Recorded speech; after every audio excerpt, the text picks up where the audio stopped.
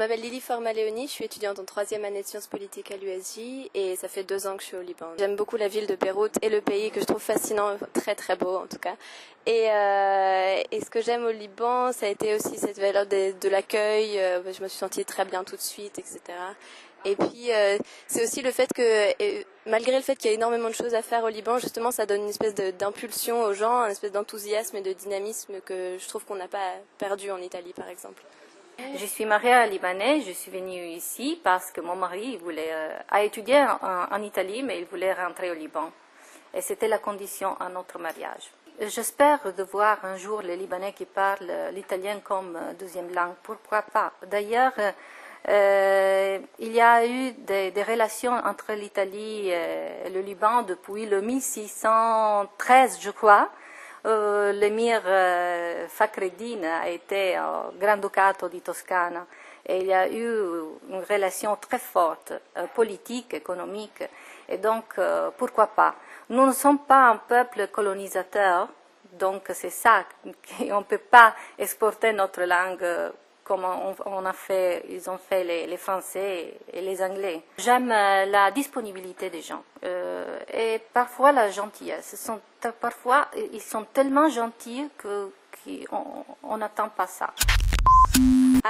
J'ai été déçue par pas mal de points au Liban et c'est justement ce fait que donc ce dynamisme qui au début est très beau se perd souvent dans des débats politiques ou confessionnels qui finalement c'est un peu décevant. Et aussi le fait que c'est très au quotidien, c'est fatigant de vivre au Liban, c'est-à-dire que les klaxons, le bruit, le fait qu'on puisse pas marcher dans la rue correctement, ça c'est des choses qui perturbent un petit peu la vie quotidienne. Qui aime étudier la langue italienne l'étude parce qu'il est attiré intéressé par la culture italienne, peut-être la musique, l'opéra ou bien. Donc, ce sont des gens déjà qui ils s'approchent à la culture. Donc, ils sont déjà d'un certain niveau. Mais j'ai remarqué aussi ça on donne beaucoup d'importance à l'argent. Et peu importe d'où il vient l'argent, comme il vient l'argent, l'important est avoir de l'argent. Et ça, j'ai remarqué moi aussi, parce que les Libanais aiment montrer. Moi, je dis parfois, ils aiment montrer ce qu'ils n'ont pas.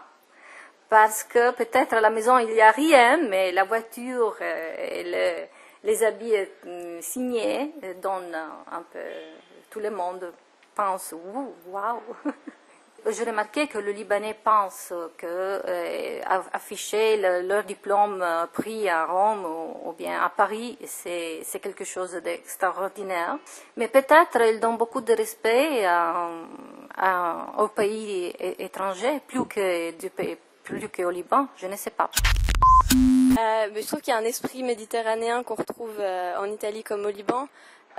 Cette chaleur humaine aussi qu'on a, les valeurs familiales, les traditions, etc. Ça, il y en a aussi beaucoup en Italie, ce que j'ai retrouvé pas mal au Liban. Et dans le caractère aussi, la façon de parler, les gestes, etc. Dans la personnalité, on peut dire l'envie d'être en compagnie, et aussi l'envie de s'amuser. Ça, je le trouve un peu comme dans les peuples de la Méditerranée. Quand je dis que je suis italienne, on me dit oui, vous êtes nous en mieux, on me l'a déjà dit. Vous êtes comme nous, mais en mieux ou en européen. C'est assez. Mais j'arrive pas à comprendre vraiment pourquoi. Alors je sais pas si c'est ce complexe de la Méditerranée nord-sud et que le Libanais se rapporte plus au sud de la Méditerranée alors que l'Italie c'est le nord. À chaque fois qu'un Libanais me demande d'où je viens, par exemple, avant tout il pense que je suis de la Russie. Je dis non, je suis italien et donc il change d'une façon positive. Le mot malèche, je n'aime pas le mot malèche. Malèche, c'est une sorte, pour moi, est devenu avec le temps une sorte de être tellement nonchalant envers les choses, même s'ils sont importants, je déteste le mot malèche. Et même quand on fait la queue et quelqu'un dépasse, je dis non, malèche madame, non, c'est pas malèche. Ouais, peut-être Alas. Que je trouve assez dédaigneux. Ou la façon de dire non aussi en levant les yeux. Ça au quotidien, c'est assez bizarre la première fois. Quand on sait pas que ça veut dire non, on a l'impression de se faire aller. Et le café. Je n'aime pas le café libanais. Je préfère beaucoup plus le café italien.